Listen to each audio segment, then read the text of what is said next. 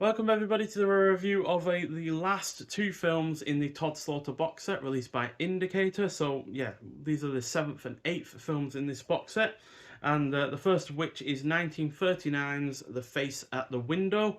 So this is again directed by George King, and this is a horror film, no doubt about that, unlike the other ones where you could say they were a melodrama or a drama or a thriller or a crime. Full-blown horror in this regard, and yeah, it's 65 minutes long, so that makes it the shortest film in this box set. And we're in Paris in 1880, where a series of murders involving a grotesque face appearing at victims' windows is attributed to a mysterious wolf man. After being accused of being the perpetrator, bank clerk Lucien Courtier seeks to uncover the true identity of the murderer. Now, this is a major improvement over the prior film, which was Sexton Blake and the Hooded Terror, which, like I said in that review, is my low point of this series so far, whereas this is a major improvement over that film, and it's easily one of my favourites in this box set so far, which is mainly due to Slaughter once again being the lead and therefore getting plenty of screen time. It also feels like a universal horror film in some of its execution, especially with the titular face, which helps give it a different tone, while it's still keeping the elements that worked from other Slaughter efforts. I also love that it plays with your expectations over the titular face, and the rest of the cast is good. It is also well paced, nicely shot, it is highly entertaining, and the plot is engrossing. So, minor spoilers for this film, but I feel like I have to say it in terms of what the face comes as they come across in terms of my expectations, because I feel like it's worth saying, because the face at the for most of the film comes across as this horrific monster. He comes across as the villain in the film, but in the end, so spoilers, spoilers. It turns out that Todd Slaughter's character is the one that is actually the murderer, and the face is someone that he's using to commit these crimes, and he's keeping them locked up for the most part. He's abusing them, and I think it's a stepbrother or a brother to Todd Slaughter's character that he had to hide, as it would be a shame to the family and to their reputation and the like. So it's really rather quite a sad and dark backstory to the titular face. He doesn't even have a name. So yeah, it's really rather effective in terms of that kind of backstory, to be honest. And it's more than I expected, considering you look at the poster, for instance, and you think, oh, he's going to be the murderer, whereas actually it's the respectable, well-off person that is the actual horrific murderer at the end of the day. So yeah, really good film. And secondly, we have Crimes at the Dark House from 1940. So this is again directed by George King, the sixth and final one that he did in this box set. And it's a lurid melodrama. I love that kind of genre, to be honest.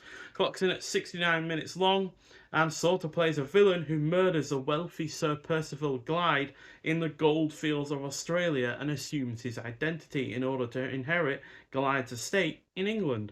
On arriving in England, Sir Percival schemes to marry an heiress for her money, and with the connivance of the cunning Dr. Isidore Fosco, embarks on a killing spree of all who suspect him to be an impostor and would get in the way of his plans to stay Lord of the Manor.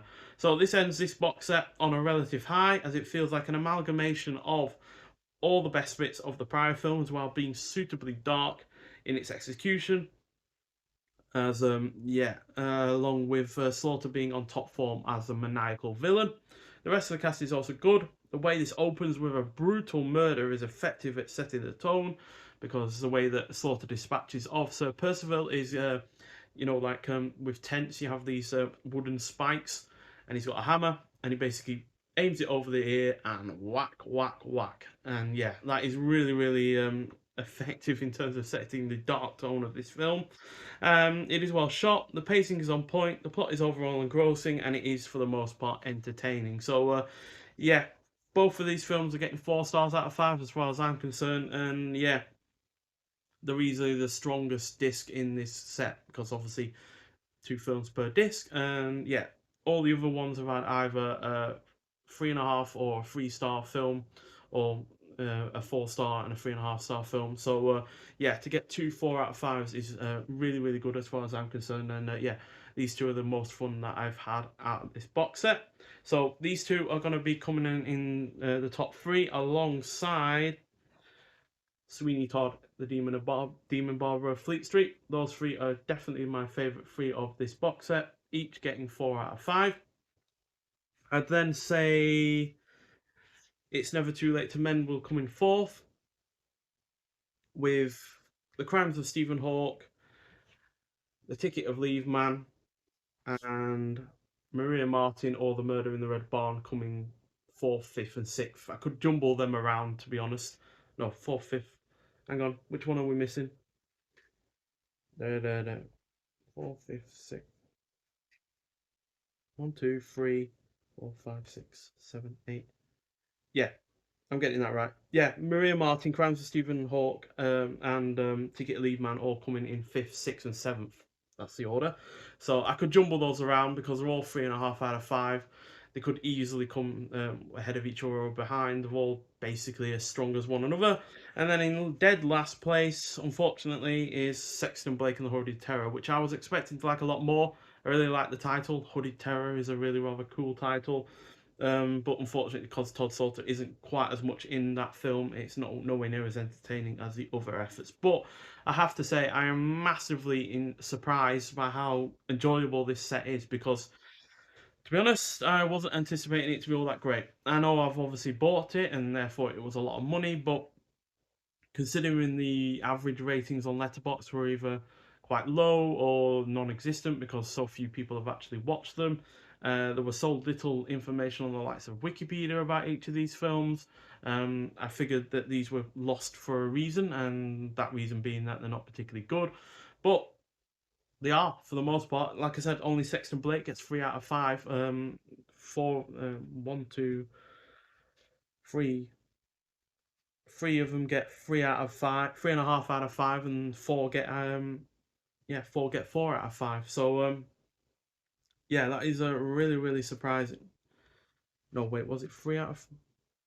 I get mixed up. Yeah, it was 4 out of 4 out of the 8 get 4 out of 5. 3 get 3.5, and 1 gets 3 stars. So on the whole, that is a really good average rating across 8 films. At the end of the day, 8 films could easily mean first 2, maybe 3 are really good, and then the other 5 are pretty poor. But to be honest, the last 2 were 2 of my favourites, and yeah, that is not usually the case. Usually, the case is that the start of the box set is where the strong films are, and then as you go along, you get weaker and weaker films. But yeah, on the whole, this box set spread across a lot is really good. So yeah, highly recommend getting this if you're into your 30s and early 40s horror films.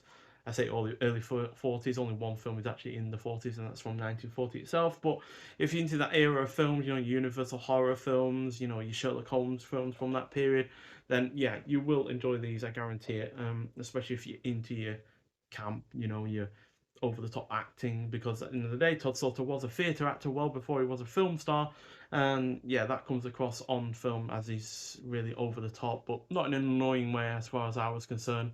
I found him to be highly entertaining throughout all of the films that he was in. So yeah, get it if you haven't already. I feel like this is going to be one of those ones that is going to be highly underrated. Like I said, I got this um, on pre-order, and I was so low. I was 178 out of 6,000. So I don't feel like many people are talking about this or buying it, which is a great shame because not only are the most of the films really good, but Indicator has put a lot of effort into making this release. You got the really nice box. You've got the individual cases with 2 films apiece, which have nice artwork on them, even though it looks like it's the original artwork. So they're not done massive effort in terms of that, but quite frankly, some of these films haven't even got a poster that is, well known. So yeah, to do all of that, and then obviously you've got the massive booklet that it comes with as well, which I talked through in my unboxing video. So yeah, Todd Salter, highly underrated to be honest, and yeah, the rest of his films are seemingly unavailable anywhere else. He wasn't in a great deal more films, to be honest, after these films, and there were only 2 during the period that this covers that aren't included. So, yeah, he wasn't in a great deal of films, but I really hope that his other films become available at some point. As yeah, I really just want to see more of him, quite frankly. But nonetheless, thank you for watching. If you've seen any of these films before, I'd like to hear your thoughts on them. But nonetheless, I'll see you in the next one. Bye.